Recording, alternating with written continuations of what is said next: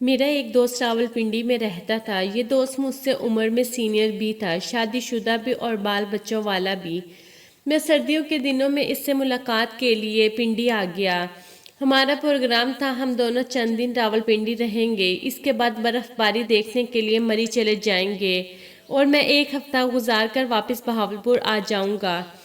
میں 10 گھنٹے کے طویل سفر کے بعد شام کے وقت راولپنڈی پہنچا۔ شہر شدید سردی کی لپیٹ میں تھا۔ میں رکشہ لے کر دوست کے گھر پہنچ گیا۔ اس نے دروازے پر میرا استقبال کیا۔ میں گرم جوشی سے اسے لپٹ گیا۔ وہ بھی مجھے گلے ملا، لیکن میں نے محسوس کیا اس کے معنقے میں گرم جوشی نہیں۔ وہ مجھے اپنی بیٹھک میں لے گیا۔ اس نے چائے کا بندوبست کیا اور میرے سامنے بیٹھ گیا۔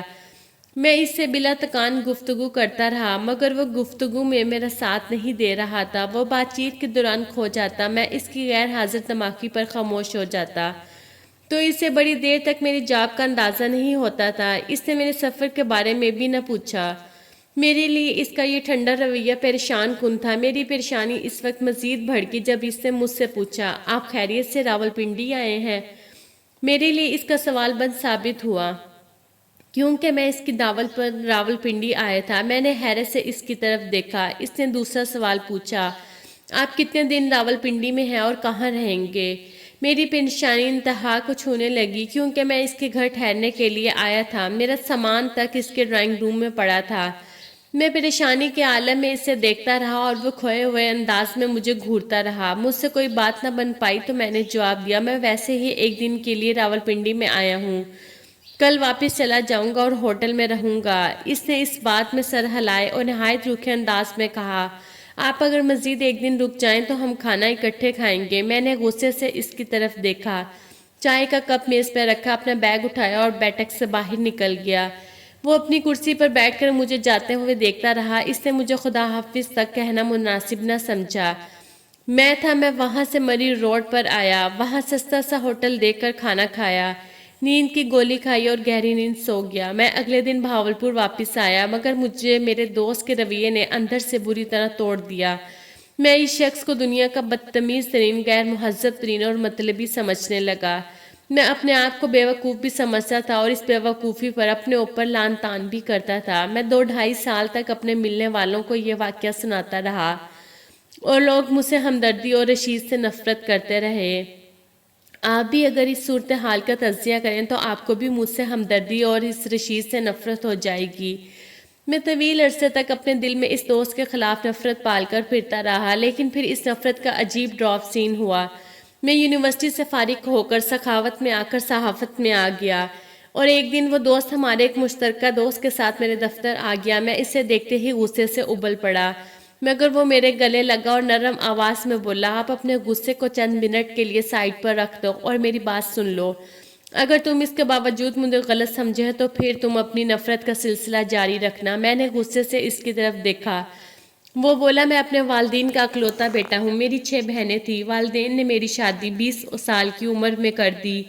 میرے والدین پوتا چاہتے تھے، لیکن شاید اللہ کو منظور نہیں تھا۔ میرے ہاں اوپر چلے 3 بیٹیاں پیدا ہو گئیں، مگر میں مایوس نہ ہوا۔ میں اپنے والدین کی خواہش پوری کرنا چاہتا تھا۔ میں 25 سال کی عمر میں چوتھی بار باپ بن گیا۔ اللہ تعالیٰ نے مجھے اولاد نرینہ سے نوازا، میرا پورا خاندان خوش ہو گیا۔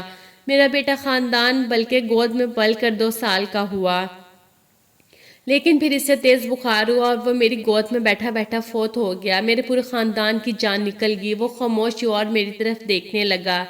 میرا غصہ ہمدردی میں بدلنے لگا۔ اس نے پوچھا، آپ جانتے ہو وہ بچہ کس دن فوت ہوا تھا؟ میں خاموشی سے اس کی طرف دیکھتا رہا۔ وہ بولا، وہ بچہ عین اس وقت فوت ہوا جب آپ رکشے سے اپنا سامان اتار رہے تھے۔ میری کمپنی میں آگ لگ گئی۔ اس نے گفتگو کا سلسلہ جاری رکھا، میرے پاس اس وقت 2 آپشن تھے۔ میں آپ کو اپنے دکھ میں شریک کر لیتا، آپ بھی ہمارے ساتھ سوگوار ہو جاتے اور آپ کی چھٹیاں خراب ہو جاتی۔ دوسرا، میں آپ سے یہ خبر چھپا لیتا، آپ کو ہوٹل جانے پر مجبور کر دیتا، آپ مجھ سے وقتی طور پر ناراض ہو جاتے، لیکن آپ کی چھٹیاں اور وقت برباد نہ ہوتا۔ میں دوسرے آپشن پر چلا گیا۔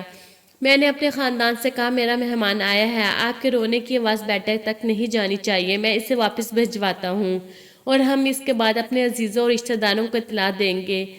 وہ رکا، اس نے لمبی سانس لی اور بولا میں نے آپ کے لیے ان حالات میں چائے کیسے تیار کروائی، آپ اندازہ نہیں کر سکتے۔